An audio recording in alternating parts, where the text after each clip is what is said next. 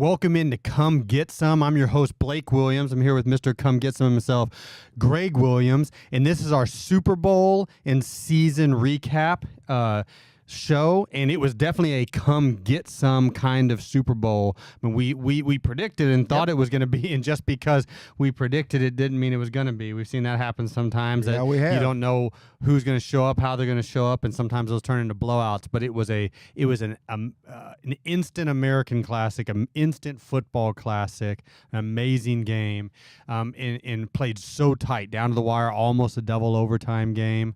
And so, G-Dub, like we do with your 3 cents, what do you think was the most important factors, or the 3 most important factors or plays that were kind of the turning point in that tight, evenly matched battle? Well, when you take a look at the first half, again, and going into the second half, a drastically different ball game. Okay? And the Chiefs did a great job of being able to come from behind. But the 3 most important plays that I saw in that second half was, number one, the blocked extra point. Mm-hmm. And as you and I were talking about at the time, that turned it into a tieable game. Mm-hmm. That turned it into a chance now to go to overtime, mm-hmm. because there wasn't going to be any overtime. Okay, right. On that, it's either at a 4-point game. Yep. If he'd have made it, it'd have been win or lose in overtime, because in regulation, because they'd have had to go for a touchdown. Yep. And then the other one, that got them right back into it in a hurry was the muff punt. Mm-hmm. The muff punt that the 49ers had. It's very, very tough to change that play. You could see the returner trying to point and everything, and the jammer wasn't even looking, at that right then, and it ricocheted off his ankle, and the Chiefs recovered it, and that fumble there, and then one play after the recovery, boom, touchdown on the board. And what was the third one? And the third one, well, the big one, the third one was the 4th down and 1 in overtime, when Bosa didn't play QCBR.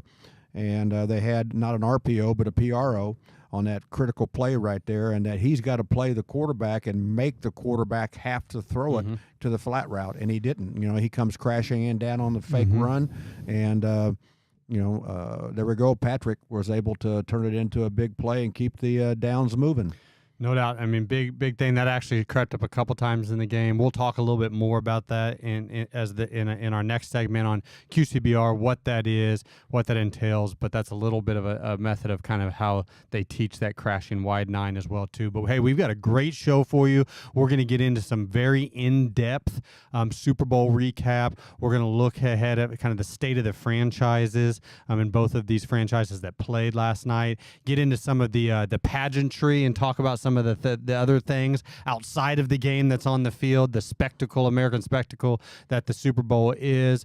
Talk a little bit about the Browns forecasting, looking ahead, and what the Browns need to do in the draft in this offseason and next season in order to be able to compete with this AFC juggernaut of the Chiefs and some of these other AFC juggernauts of the Ravens and the Bills.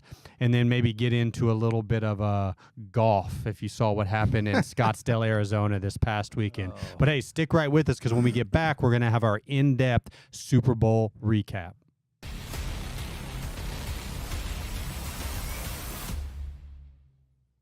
Welcome back into Come Get Some, and this is our Super Bowl in-depth recap session.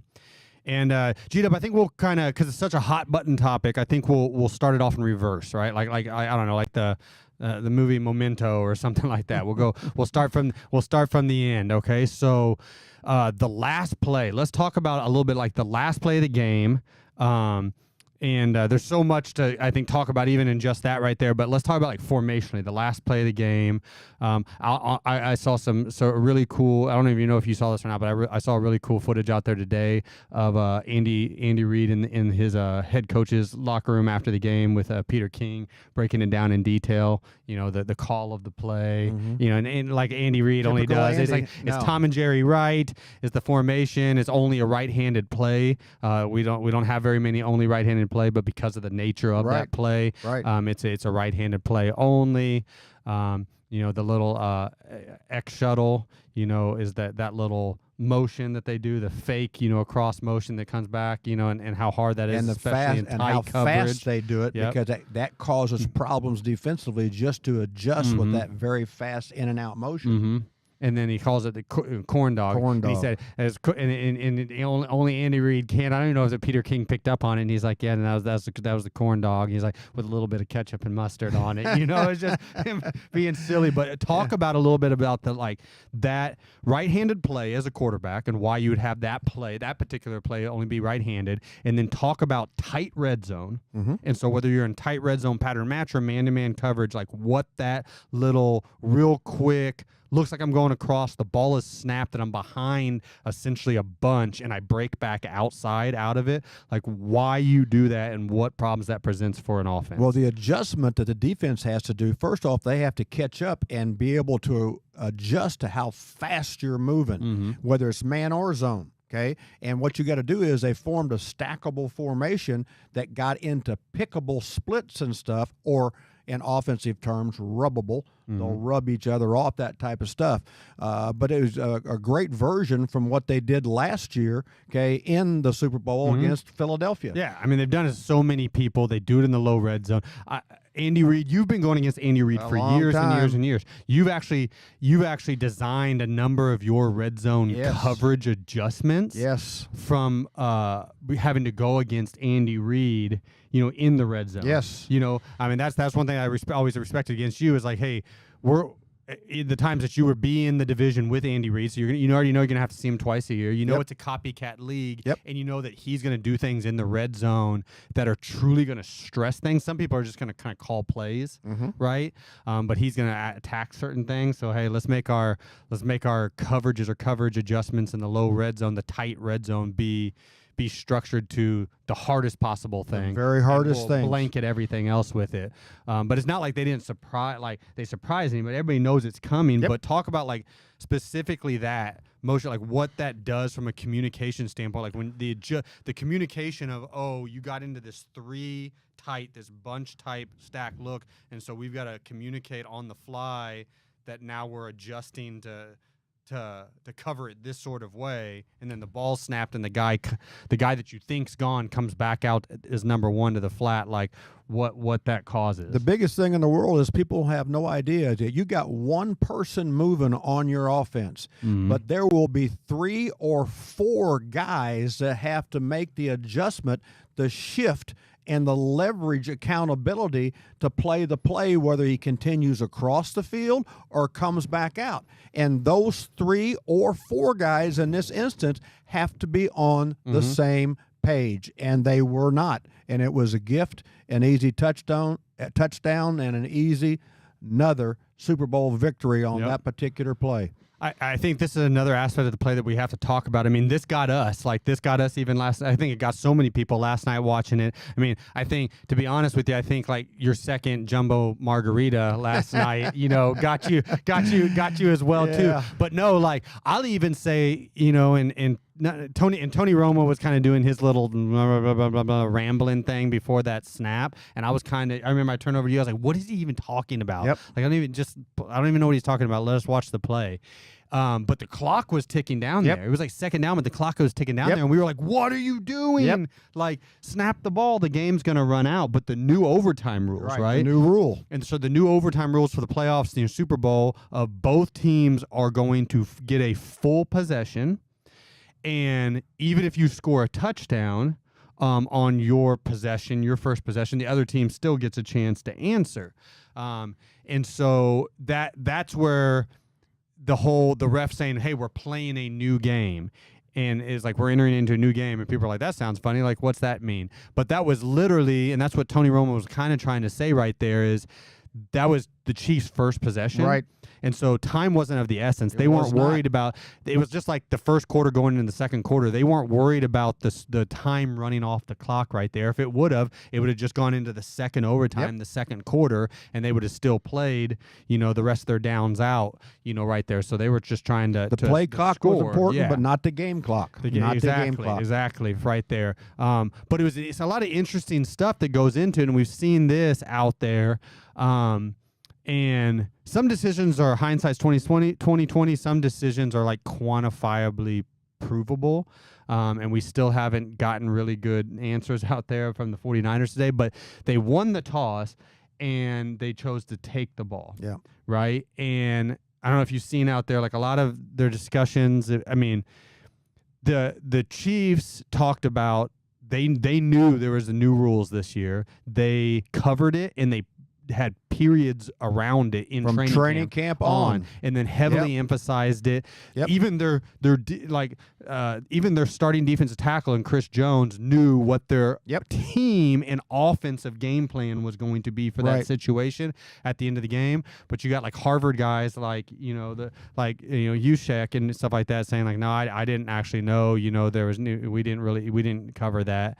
So it's just interesting, but like the decision there clearly is to defer and make a decision under certainty versus a decision under uncertainty. Agreed. Because now you know what you have to do. On fourth down, you know did the other team score a touchdown? Right. A field goal or nothing? Right. So do I need to kick a field goal on fourth down, or do I need to go for it? Do I need to go for it with an extra play? You're right. The other team missed their extra point. Yep. So can I kick an extra point here and win the game? Yep. Kansas City was going to win the game on their possession. Like that was their game plan. So had San Francisco gone down and scored and kicked an extra point, because Kansas City was making a decision under certainty, not uncertainty. Right? Like game theory 101, like they were gonna go for two. That was their plan. They weren't gonna let the game extend any longer. So it was an interesting decision, to say the least. But it is what it is. But let's go to this. Patrick Mahomes. One of the things that stuck out to me the most in this game was Patrick Mahomes' feet and how he didn't put the ball in harm's way for the most part, even though he was off for half the game. But what he did with his feet. Talk a little bit about that. The way he was able to, on time, create more space in the pocket, be able to step up and cause an extra counter to now in the route declarations, but he did a very, very good job on how agile he was and how he forced Bosa mainly to have to make a change on how they have to collapse the pocket, and not let him escape out wide or have the great step-up lane and then move out wide. He made them have to crush the pocket more and really kind of diminish some of the pass rush skills they had. No doubt. I mean, I think it was impressive because it was so timely. A lot of his scrambles weren't wrap ball. His scrambles were like man-to-man coverage based. Where I'm my own check down. Like you're taking everything away.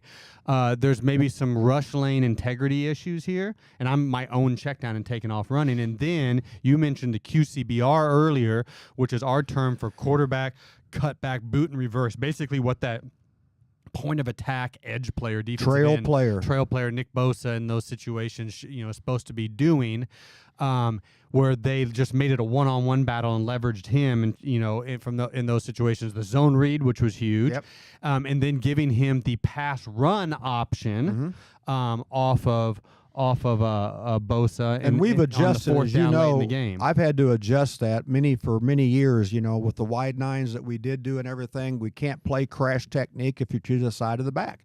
To the side of the back, you got to play Q technique first, and that wasn't being done, and it gave up a couple of really big plays. No doubt. I mean, shotgun helps that with us. It already activates us in our world, the way we coach it.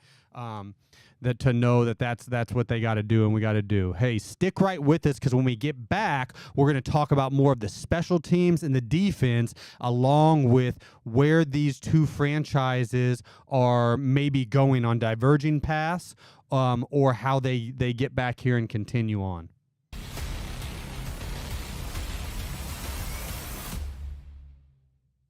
Welcome back into Come Get Some, and this is our second segment of the Super Bowl recap. We talked some game theory, G-Dub. We talked some strategy, some overtime stuff in the previous one. But now, hey, let's get into our bread and butter, defense and special teams. And I said last night, remember, I said I did not have this Super Bowl being a defense and special teams masterclass, in an offensive ugly game on my bingo card, my Super Bowl bingo card. But that's what it turned into. So let's talk about the special teams first. I mean, the special teams, and especially the punt coverage, because I don't know if you know this or not. Did you know that that was the first Super Bowl ever where there was not a single kickoff return in the game. I know. There was How not a about that? single kickoff return. Very So when we're first talking one. about special teams, we're really talking about place kicking Yep. and punt coverage, and it was a punt coverage masterclass. But talk about some of the special teams. I know you talked about it in your 3 cents, but talk about punt coverage and how just lights out it was in that game. And, you know, it's fun to see how energized, and those guys know they're on a big stage, but here's guys that are backup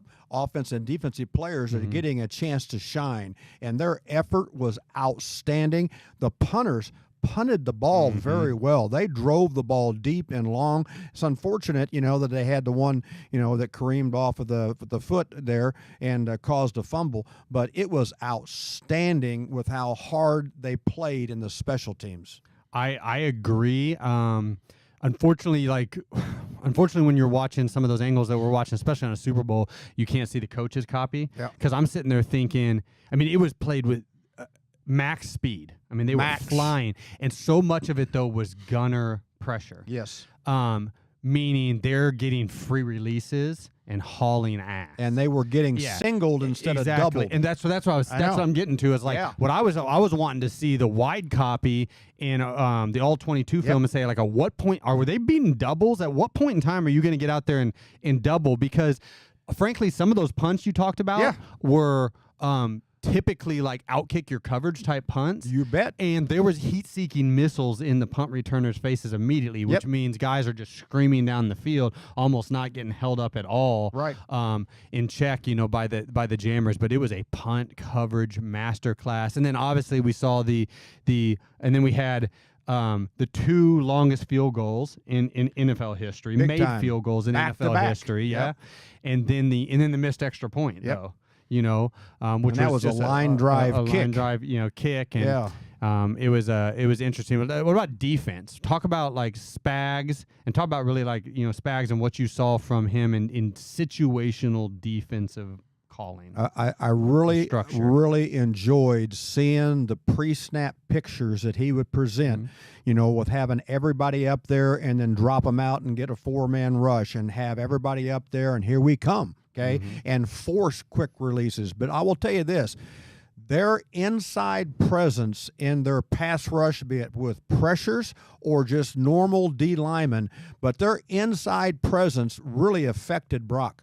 Really affected the quarterback a lot, okay, on the 49ers side, because they were doing everything they could to knock him off of that step-up spot. Chris Jones had an unbelievable second half on what he was able to do and how he was able to free up and cause Brock to have throwaways. As an ex-defensive line coach, I mean, I said this, and people have asked me about this even today. Clearly, he knew something that they were saying. He knew their language, you know, that they were saying in front of them, which for the viewers, the fans out there, like, there's like about 2 languages. There's like Spanish. There's like Spanish and like Mexican Spanish, right? Or like Latino, like American Spanish. Maybe French. That's about all there is in offensive football out there at major levels. And so it's like when they're having this conversation, every single play 6 inches in front of your face, and everybody in all 32 teams and use the same general like lingo and whatnot, or the same general like rhyme or reason to it. Like, why are you not using that? But that, I digress. But he either knew what they were saying and or had a tip on body lean, because he was getting vertical through space. He was playing vertical through space, so sometimes backdooring. He was just going straight vertical on some of these these boots and play actions where they want them to hard chase the gap and get washed down. And he was just building it. So he was just building a fence in Brock Purdy's face immediately.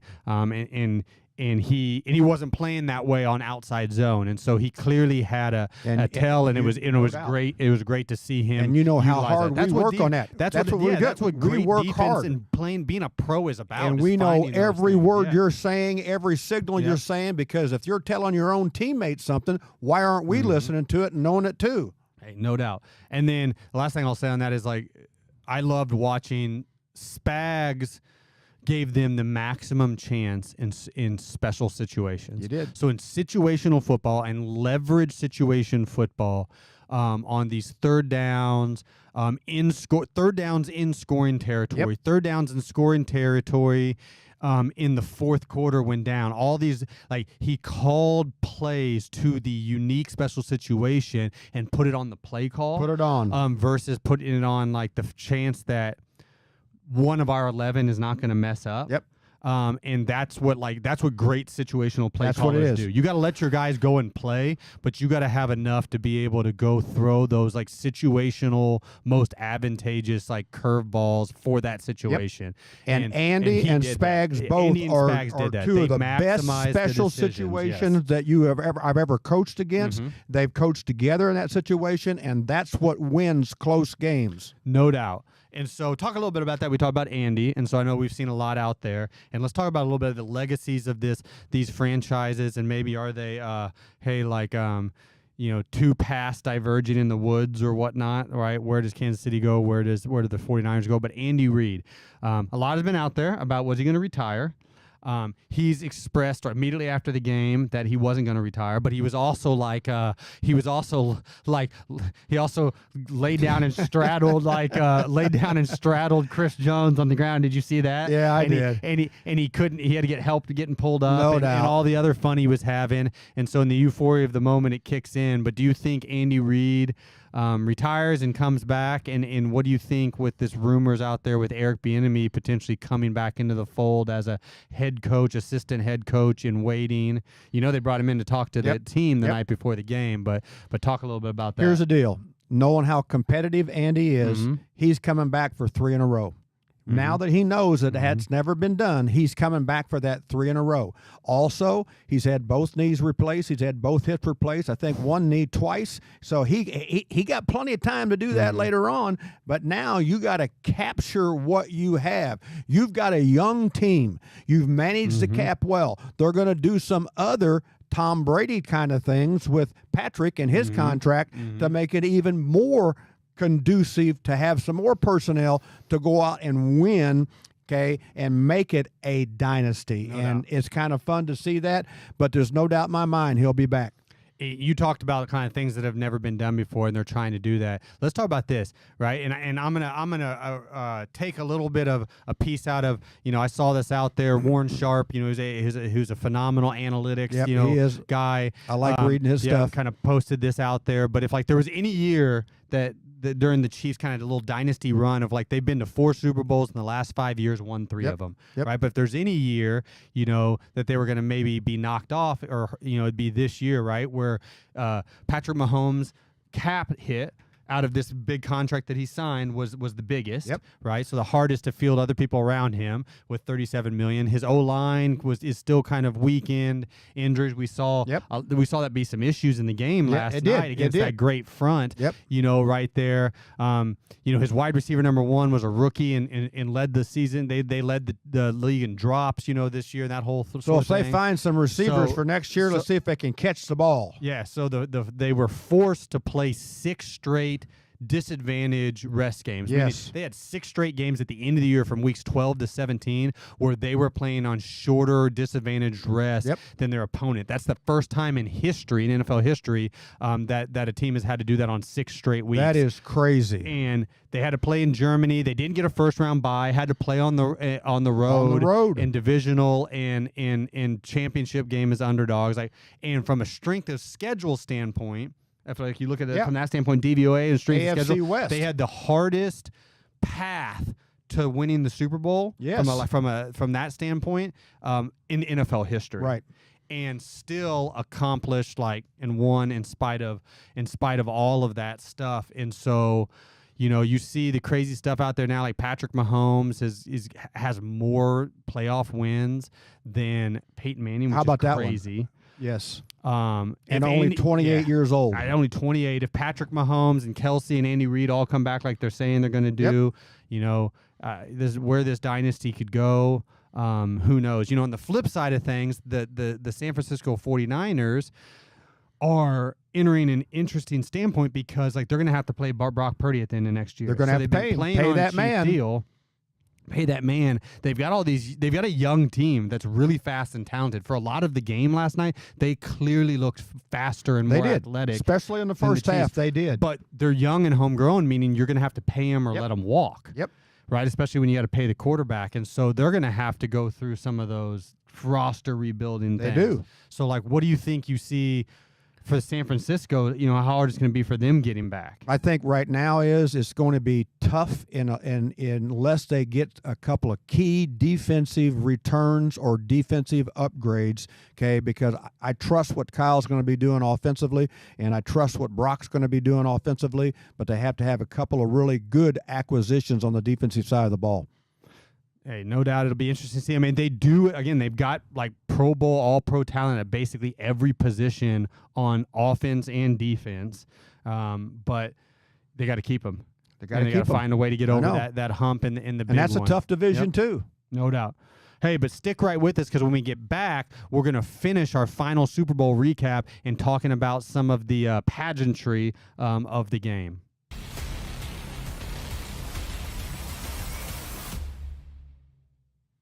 Welcome back into Come Get Some, and this is the finality of our segments on the Super Bowl. And the Super Bowl is so much more than a game. It is an international spectacle. It's part of the genius of the marketing machine that the NFL is. It is every single year the most largely watched television over 200 program. million this year. Television program in the world. The halftime show is a massive concert, world-renowned concert in and of itself. So speaking of that, what was your take on the halftime show, G-Dub? Like, were you feeling it? Were you like the little, the old, you know the little meme I'm talking about with Jay-Z with the glasses going like that? Yeah. That was G-Dub. Only one margarita deep at the time. Bobbing over there. And I was head bobbing over there, and I was getting into it with Usher and everything. Oh yeah, I was into it. I thought it was great. Woo woo woo woo! I loved it. How do you know? Like, I'm gonna ask you because you're old, okay? Oh, and so, how do you know whether it was good or you're just old? All right, because I was watching this last night and I was grooving with it as well too, and I was like, man, I'm into this, and then I, kind of social media, but like a lot of my friends, followers, demographic are kind of my peers. So maybe they're all saying, oh, how awesome it was, they loved it too, but like, that's not really multiple attestation, What I would say, maybe we're just old because we're remembering our high school dances. What I would say is this: it's not too old when the people that they're attracting and they're making the biggest feeling to are the people spending the most money, okay, to come to those games and do all the other things. It's a money-making thing for them to have that type of a show, and what a better place in Las Vegas to have all that kind of stuff. It was like a Las Vegas show. It was like amazing. A Las Vegas show. Hey, speaking of that, like a Las Vegas show, we got a little burlesque there. 45-year-old Usher, like looking like, beach body. Sitting there like looking like he's 25. But what do you think? Do you think Janet Jackson was out there rolling her eyes? I thought she was probably upset for the fine that she got when he took his shirt off. When he didn't get fined for taking his shirt off, but she got fined for showing a body part, off of her, and no doubt about it. Oh, wait. How about this one? Speaking of that as well, too, shifting gears, I didn't see this live, but I saw it like immediately afterwards, and I've watched it like probably 20, 50 times. I don't know, last night or day. I wish I'd have seen this. But during when Ludacris came out, and you were like, hey, who's that? And I was just like, it's effing Ludacris. but they had dance poles, like stripper poles for all intents and purposes, right? And there was girls up there dancing on in the background, and like right over, as we're looking at it, right over Ludacris's left shoulder, a girl fell off the pole from like gosh. 6 feet up, probably on the stage. I wish I'd have seen that. And cut away. There's so many camera angles, but she was kind of had it pinned right here, against her lat and her hamstring, and she just slipped off of it. And I missed that one. Went down. Hopefully she's all right, or she had she had some sort of injury waiver, or maybe injury guarantee. Maybe she can get some of that money from the NFL, from the Super Bowl.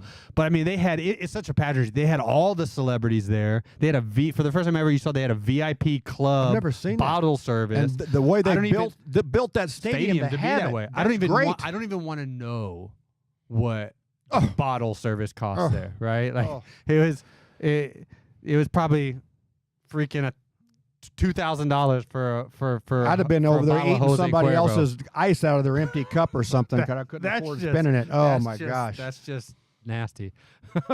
But here's one. All the stuff that's made about Taylor Swift out there, whatever. How much do you think, how much time, total airtime during the game do you think they had, like the camera was on her combined? I don't all know. All the fans whining about it, get her off my TV, all that type of stuff. I'm not watching the Super Bowl. You've ruined it for me. Yeah, it's not near amount of time. I'm going to say a couple of minutes. 53 seconds. How about that? 53 seconds, and you're complaining that she's on for 53 seconds. I knew it wasn't a lot because, as you remember, my daughter, who's a first grader, who came down. She was laying in my lap when we were watching it last night. She's a Swiftie. She didn't know anything about Travis Kelce and the whole Taylor Swift thing. She saw a guy's nameplate. She's into like reading right now, first grader. So she saw a guy's nameplate that said Taylor, and she said, "Oh, that's Taylor, like Taylor Swift." And I said, "Hey, you know Taylor's actually at the game." She was like, "What?" And I was like, "Yeah, see that guy running right there? That's her boyfriend." She's like, "You mean her husband?" I was like, "No, they're not married yet." Boyfriend. And I said, "You know where he's from? Cleveland, Ohio, just like you." And she's like, "That's so cool." But she was sitting there for probably 20 minutes after that until we finally saw Taylor Swift. She was about to nod off. She was like, "Where's Taylor Swift?" So that's case in point. All right, right how there. Impactful. They're not showing her as much as you would think. What was your favorite Super Bowl commercial? You know, and again, I loved anything going back to the old days with the Budweiser stuff and the horse and everything. But, you know, I love seeing all those things there on Bounty paper towels. I thought that was unbelievable. How about with me? Of course. I'm going to say that. That is what we need to do. That is what we need to do. I need a commercial. Come Get Some show, and next year for the Super Bowl, like if they want to really prove that it's all about the marketing, I'll call Roger Goodell and get that worked out. That we should do that. We should have a Bounty paper towel NFL commercial. My favorite was the Dunkin' Donuts with Ben Affleck and Matt Damon. That was good too. Tom Brady and that whole thing. Yeah. And they've actually had some like outtakes come out on social media afterwards that weren't really outtakes, but we're even better than the actual commercial. That was my favorite. Athletic over non-athletic. I thought it was good. How about this? All right, we'll end it with this. So much has been made of the Brook Park Metro Park Dome that is maybe getting ready to be built at Cleveland Hopkins International Airport. But in all seriousness, looking to try to leverage the city to build a new stadium, probably a new dome. And the way the NFL does things is if that happens, that at the end of the second year of that new stadium, to give back to the city, bring in tourist industry and stuff like that, they give you the Super Bowl. Yes. So could you imagine what a Super Bowl in Cleveland would be like? Hey, we're going to be on the lakefront. In a dome. Yep, in the dome, downtown. I mean, even if it was just a convertible no doubt. dome. Yeah. Right? You could still play just like outside in the elements. Yeah, no doubt. Or no whatever. Doubt. They could but have for that. the Super Bowl, you know, it could be closed up because they really want that for the Super Bowl in a cold environment to be closed up. It would be a huge impact for the economy here, for the people here, and the dog pound here would be fantastic. I'm here for it. To get the stadium built, have the Browns play in, just like Tampa Bay did, win a Super Bowl in a Cleveland Super Bowl. That would be awesome. But hey, stick right with us because when we get back, speaking of the Browns, we're going to talk and look ahead at what the Browns need to do for a great 2024.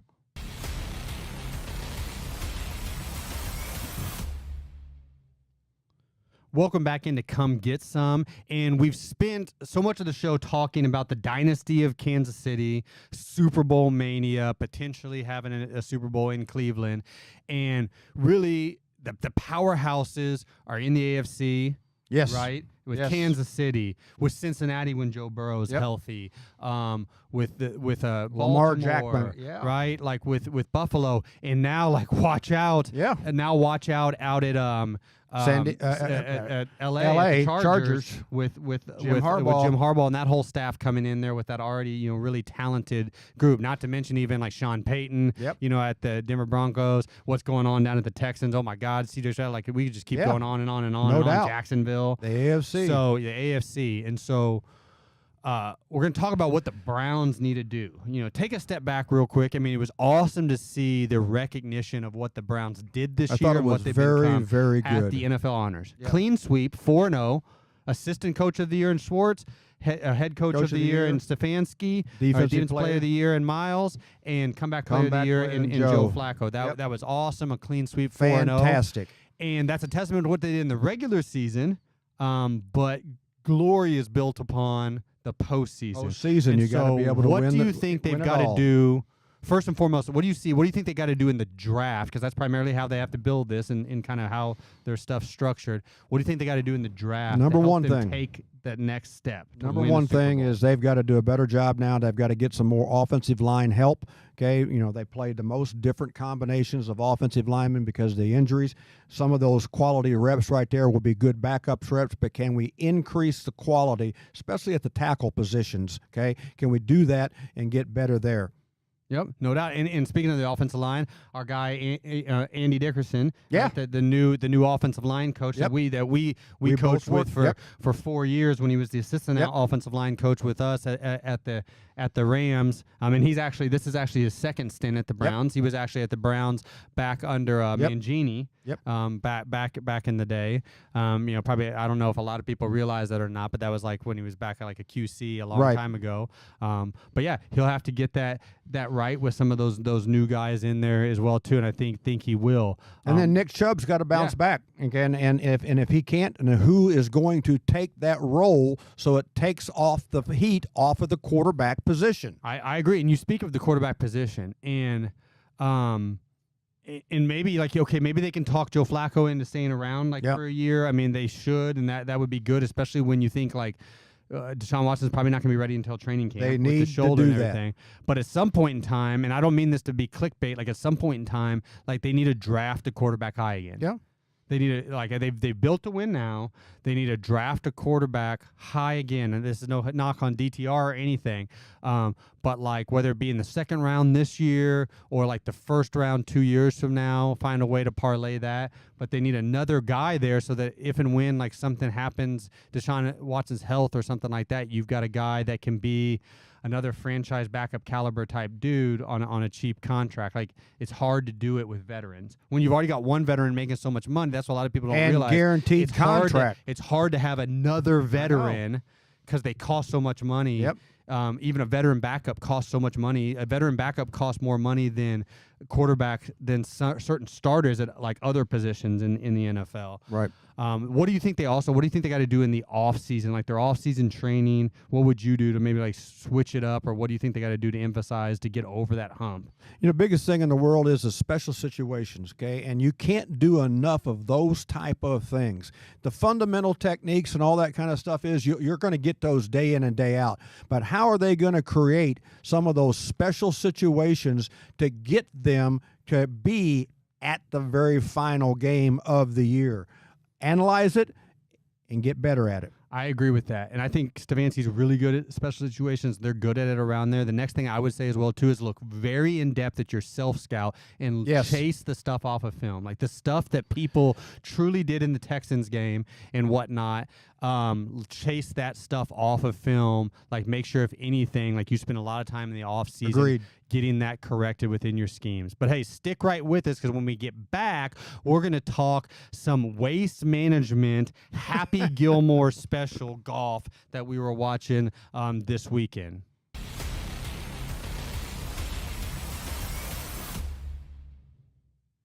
Welcome back into Come Get Some, and this is our closing segment.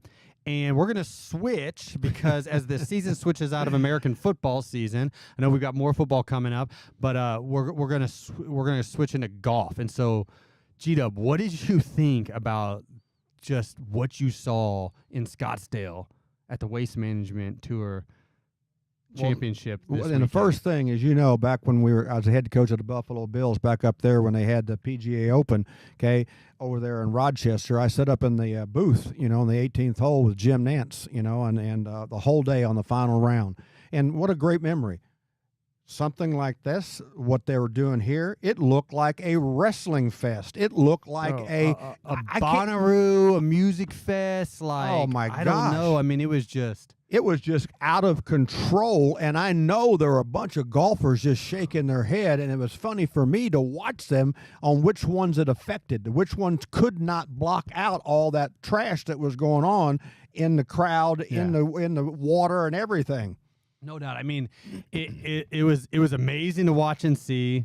Like, and I guess like that tournament, right, wrong, and different. Like that tournament has leaned into the party crowd, the party atmosphere, right? Like I remember even after we moved from New Orleans when we were down there coaching, like the Zurich Classic kind of started doing a little bit of this type of stuff, like letting. Yes, it did. I mean, minute, like not like this, but like letting the players have a walk up music, like they were coming out, you know, as a wrestler or a pitcher or something like that, right? Like intros, tee box intro music and whatnot, and some of that silliness. But this was just like at a whole nother level. I mean, whole nother level, and some of it, frankly, like. And the players can choose whether to play in it or not. That's true. Right? They can choose whether to play in it or not. Some of the stuff, I will say, like, I did hear some of the stuff, like, it was disrespectful. I mean, some of the stuff was, like, legitimately disrespectful. It's one thing to be, like, drunk and yelling in a person's backswing. Like, it's another thing to be, like, saying some, like, stuff that I can't even like hint at, you know, here on air. And then the one guy that goes over and jumps in the sand pit and tries to make snow angels in the sand pit up by the green that you're gonna have to play on. What are we doing? Yeah, and I mean, no doubt, but like,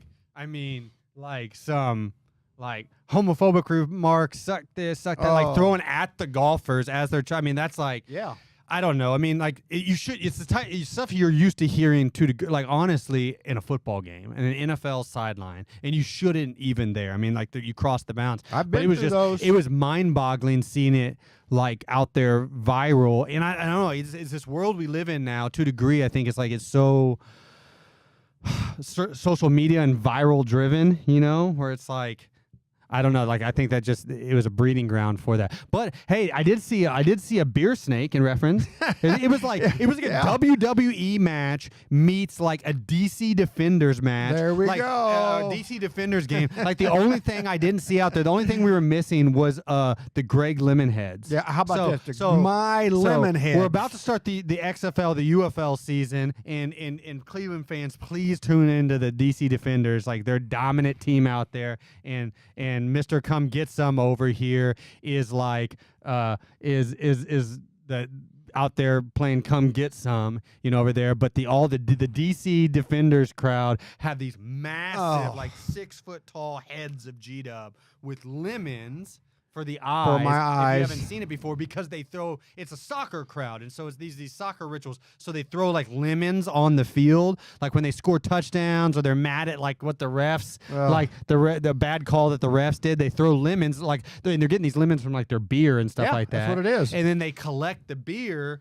and they make this like beer snake that goes from the field all the way up to the very top of the stadium. And I saw a beer snake make an attendance at the golf tournament, something I never thought I had. All we needed was Happy Gilmore and Shooter McGavin. It would have been like perfect. that's all we had. That's what they needed for that particular it literally thing. No doubt. It literally looked like some Happy Gilmore stuff right there. I mean, drunken fights, guys yelling, guys screaming, but I don't know. I don't know Sliding how down the hill on their bellies with no shirts on and blackout drunk.